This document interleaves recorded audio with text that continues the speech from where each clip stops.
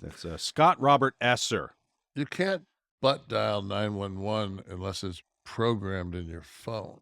But you've got this though. If you can't unlock the phone, I don't know how to do it. I've seen it sometimes. You have this right here. You've got the. Of course, Kevin doesn't have an iPhone. He's holding out. He's being counterculture, as he always is.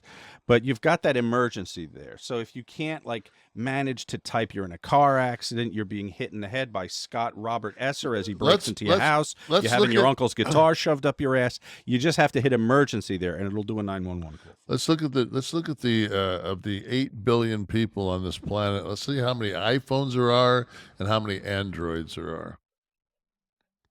You're saying that it's close. No. You're saying that you're in the majority. Yeah. Yeah, I think you used to be.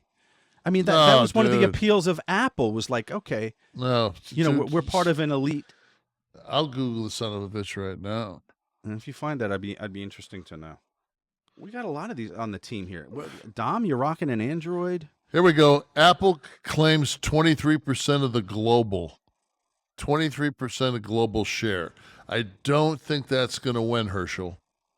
Well, Herschel. Well, what's got what's got the rest of the market though? Where's Android? I refuse to believe it's 67%. Oh, Steve, iPhones have a 65% share of smart in the United States. In the United States. Okay. 350 million people. Where I believe you currently reside. So the prosecution rests. There's no prosecution. I gotta jump on. All right. The emergency button is on the phone. What has came out of Apple since Jobs died? You know what? You have a point there, and I'll certainly a phone that fucking every year they make a new one, and you've got to get a complete charging system to go with it. Because they change, it's like that's how they nickel and dime you because they have no technology. You are so right that Jobs kind of took what was special about Apple to the damn grave, man. So you guys can can fucking suck Apple's cock as much as you want, but I ain't doing it. Ain't slipping past my fucking lips, man. Bob. Travis B has written you.